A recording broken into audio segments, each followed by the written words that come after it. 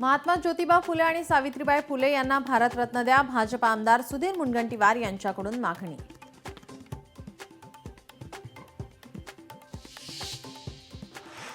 पुणे मेट्रोला पुणेकरांचा उत्तम प्रतिसाद। पुणे मेट्रोला 3 वर्ष पूर्ण, उत्पन्न 93 कोटींवर। मागील 3 वर्षात 6 कोटी प्रवाशांनी केला प्रवास।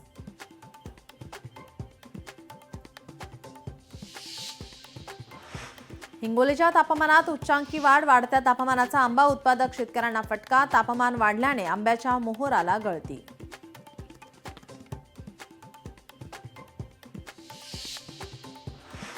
उपराजधानी नागपुरात उन्हाची तीव्रता वाढली। मार्चच्या पहिल्याच आठवड्यात उन्हाचे चटके जाणवायला सुरुवात। तापमानाचा मानवी आरोग्यावरही परिणाम।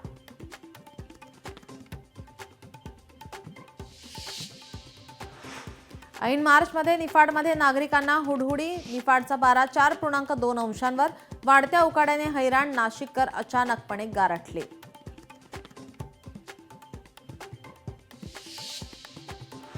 मुंबईत उन्हाचा तडाखा वाढला। तापमानाचा पारा काल 35.5 अंशांवर। रविवारी आणि सोमवारी उष्णतेच्या लाटेचा इशारा।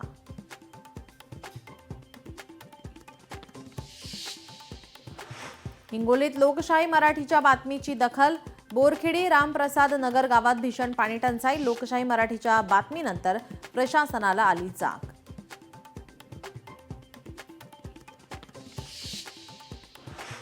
जमीन महसूल विधेयक मंजूर झाल्याने शेतकऱ्यांना दिलासा। शेतकऱ्यांना 1939 हेक्टर जमीन मिळणार परत। शेतसारा न मिळाल्याने सरकारला जमा झालेली जमीन रिटर्न।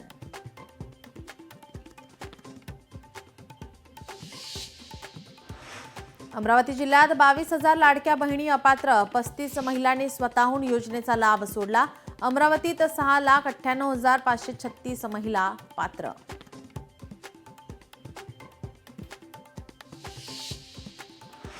नगरच्या शेवगाव तालुक्यात खळबळजनक प्रकार। चक्क जनावरांच्या गोठ्यात लपवला गांजा। जनावरांच्या गोठ्यातील 67 किलो गांजा जप्त।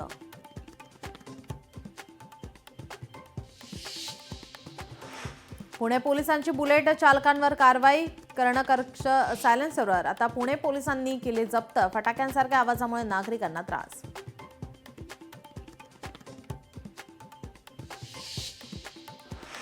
जगातील वेगवेगळ्या देशात 54 भारतीयांना मृत्यूदंड शिक्षा। हे 54 भारतीय वेगवेगळ्या देशात संकट।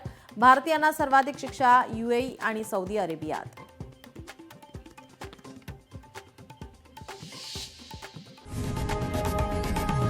लोकशाही मराठी ऐका, पहा, जागरूक रहा।